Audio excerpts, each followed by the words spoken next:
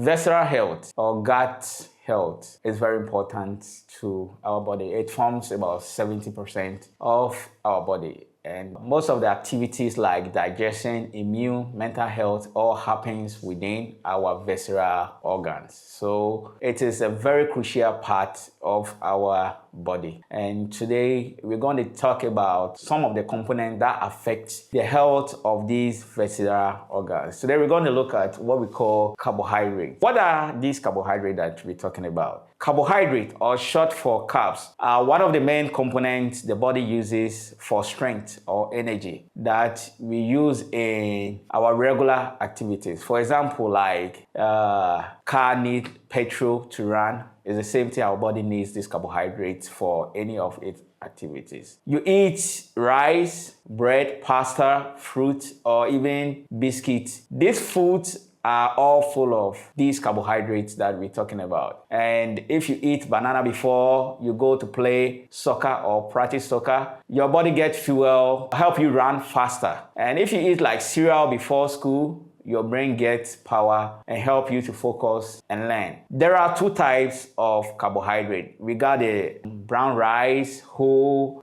grains, oats, legumes, fruits. And these complex carbohydrates have what we call fibers as compared to what we call the simple carbohydrate, which is from the white rice, sugar. Simple carbohydrate do not have fibers like the complex carbohydrate. And for the purpose of this video, we're going to look at only the simple carbohydrates. So during the video, when I say carbs, I simply mean simple carbohydrate because this tends to contribute more to weight gain than complex carbohydrate. Okay, so let's say you take breakfast, you eat breakfast.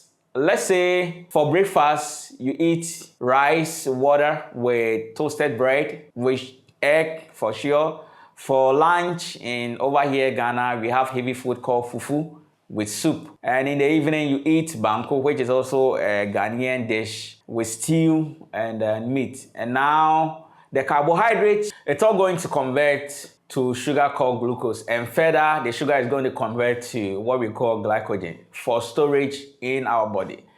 The body stores glycogen only in two places. 80% in our musculoskeletal muscles or skeletal muscles. And then these skeletal muscles are found in our hands and in our legs. And these muscles can take up as much as 400 grams of glycogen. And the remaining 20% is stored in the liver. And then the liver could also take as much as 100 grams of glycogen. Our skeletal muscles stores or take up most of these glycogen because they perform high energy tasks like walking, running, lifting, and moving heavy objects. And in order to do these activities, it needs its own sport fuel or instant fuel source in high quantities.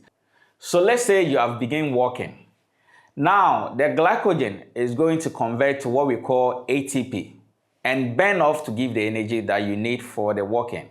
And while you are walking, that ATP is also burning off. This is why when you walk for a long time, you feel that you are tired, meaning most of the glycogen has been converted to ATP and all has been burned off or gone to give you that energy that you use for walking. Like, let's take the car example that I used earlier on. The more petrol burns, the more energy it gives us to the car. But when the petrol runs out, the car stops. So bit by bit, the glycogen will be converted to ATP and giving off energy and burning off for us to perform any activity we want to perform. Now, let's take a look at 20% that was stored in the liver. The liver delivers glucose into the blood for the blood to take it to the rest of the organs in the abdomen. Because most of these organs in the abdomen do not have these muscular skeletal muscles, so they cannot store their own glucose or glycogen. So meaning the liver is what gives off the glycogen to the organs for the organs to perform its activity. So example, when food in your stomach is done digesting and needs to pass it to the intestine, the liver breaks down glucose into the blood, and then the blood sends the glucose to both the stomach and the intestine to power them to make the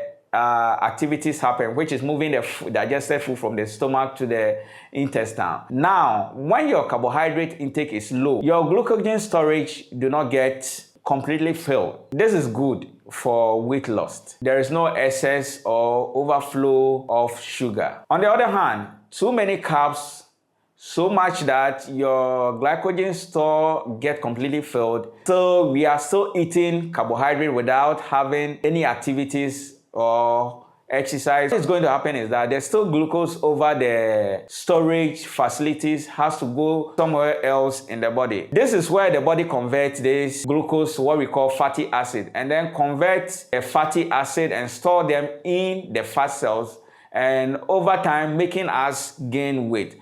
So here, the more you still continue to eat carbs without any activities, the more you continue to gain weight. And over excess of glycogen continues to convert the fatty acid and store them in your fat cells as fat. Because you have been taking in simple carbohydrate in high quantities and not burning them off due to lack of exercise or less activities, it accumulates fat around and inside our liver, pancreas, kidney, intestines, and heart. Fat deposit and continuous accumulation of fat leads to a disease called non-alcoholic fatty liver disease. And over time, the liver inflamed and progressed to what we call steatohepatitis, and finally, liver cirrhosis. Symptoms usually include a dull pain around and below your rib, just behind your rib. And then fat deposit and continuous accumulation of fat in there or around the pancreas also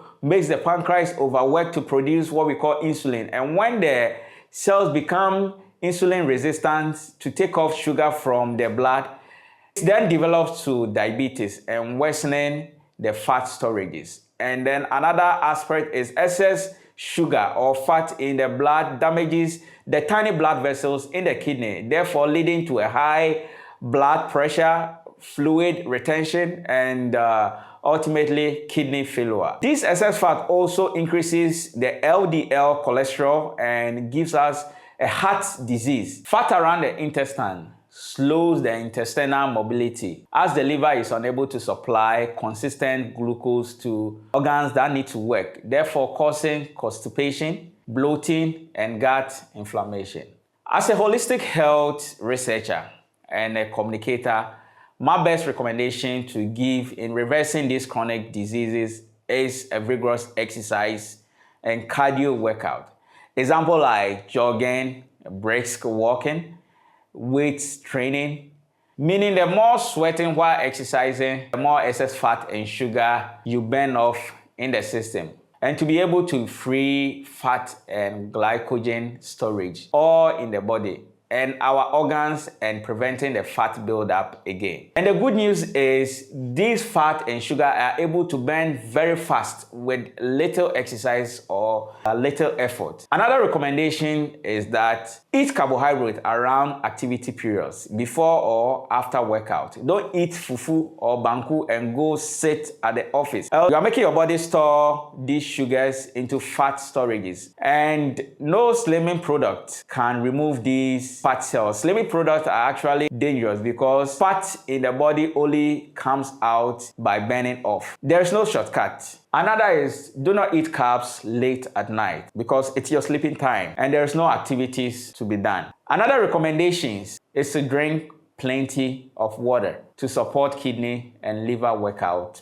Also include dandelion for liver detox support.